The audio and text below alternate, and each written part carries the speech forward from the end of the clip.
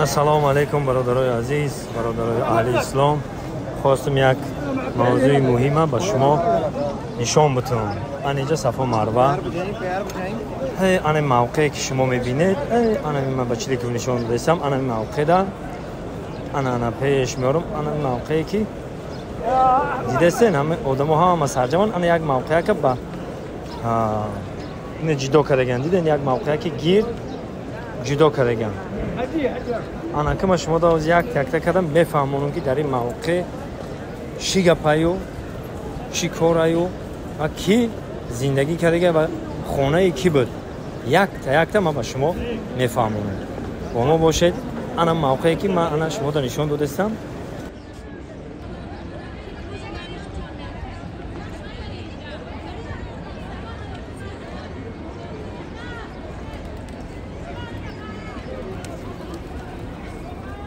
سلام علیکم برادرای عزیز، هواداران کانال ما خواستم همین برنامه را مخصوص برای شما ببینید که من یک درک درون حلقه هستم که این حلقه را مهم بدنش به شما من یک قدم میگم.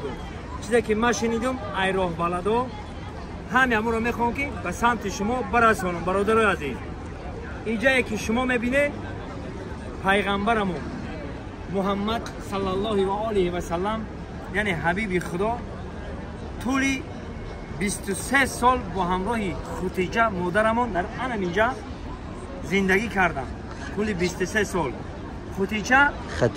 خدیجه مادرمون، یعنی از زنهای به قول حاضره بگیم بوی، یعنی ثروتمند همون دور و زمان خودش بود.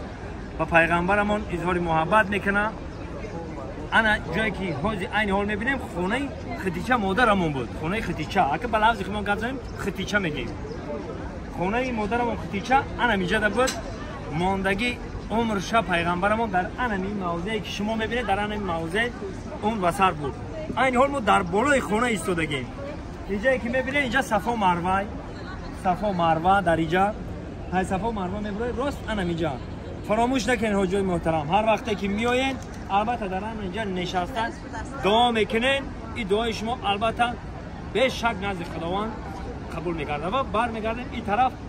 اینجا همه ما تورات خانه ابو جهل میگیم که اینجا خانه ابو جهل بود.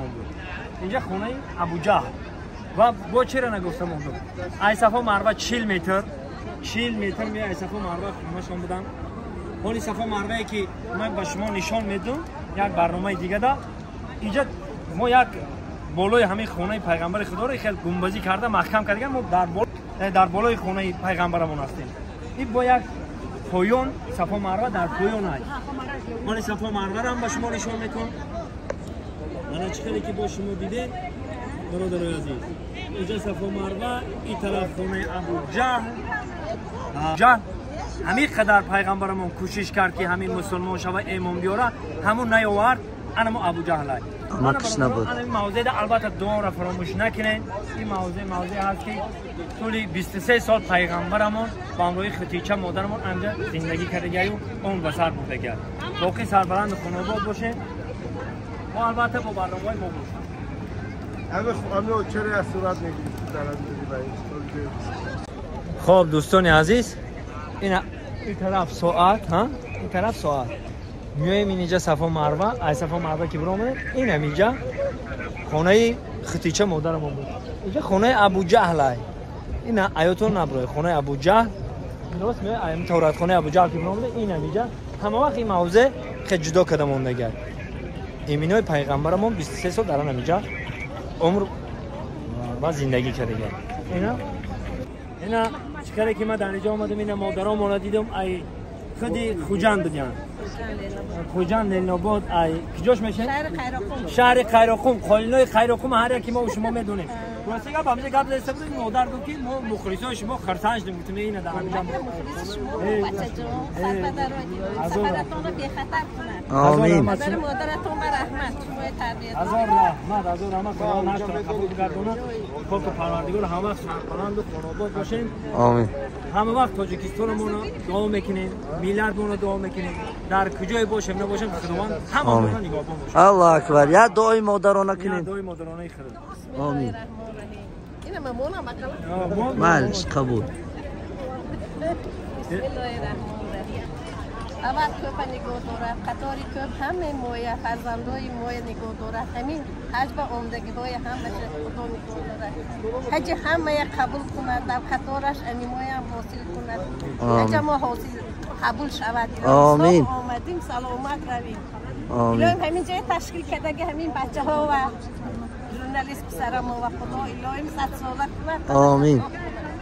آمین. مادرش تربیت دادگیش با 100 بار رحمت. آمین.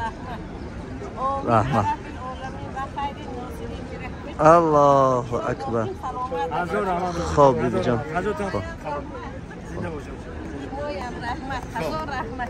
خوش آمدی آچه جان. رحمت بچه جان. السلام علیکم. دینا در نزدی خانه مادرمون ختیچه بینید که چقدر میان دست به دعا میبردارن دعا میکنن. شما فراموش نکنید بریم با همراه کانال ما باشد با برنامه نو و جالب پیشکش شما میگردم. روزی سعید جمعه به همت مبارک باشد هموطنان عزیز. خدا یار و مددگار. باز هم سلام و درودی به پایان خدمت به کلی مردم غریب میرسونم و بسیار در کامنتر میرسن که یک دعا برای مردم غریب، یک دعا برای مردم غریب. البته ما دست به دعا میبرداریم مردم غریب و خداوند خودش نگهبان باشه. دولت دنیا رو در طور سری همه غریبا برگردونه. پاک پروردگار را ساق و سلامت به پیش فرزنداشون، به پیش زناشون، به پیش پدر و مادرشون بر بگردن. الله اکبر. خداوند یار و مددگار مردم غریب با صبر با تمکین با فکر باشید، در یاد وطن باشید. خدا نگهبان.